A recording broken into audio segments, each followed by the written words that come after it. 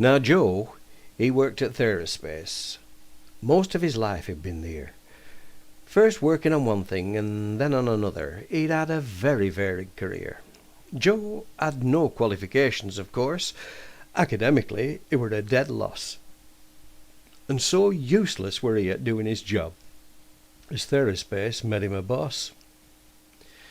They give him an office to sit in, and he scowled at folk as they went by.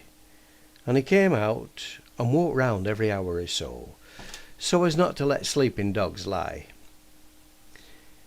He was so much like t'other bosses in his fancy suit he were sporting, all dressed up to nines with his shoes polished up. He looked like he were going out courting. A brand new free car came along with job, and he parked it outside the office door, while workforce trudged in from car parks in rain. Half a mile he had to walk, sometimes more.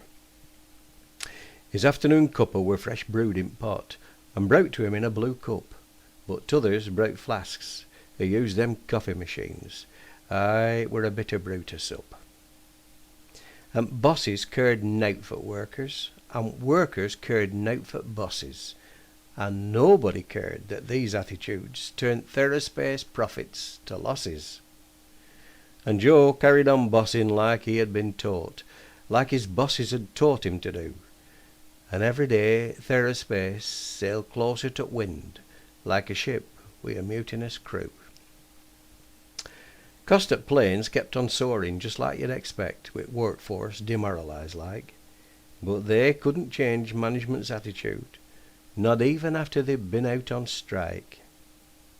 Management kept blaming unions. In their bulletins this they highlighted. But what management couldn't understand were that unions were workforce united.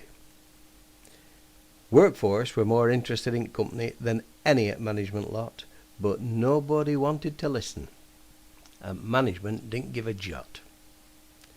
Now when Joe died, he went up to heaven, and reluctantly left Theraspace. So they found someone else to take over Joe's chair, and another Joe sits in Joe's place. And Joe carries on bossing like he has been taught, like his bosses have taught him to do. And every day Theraspace sails closer to wind, like a ship with a mutinous crew.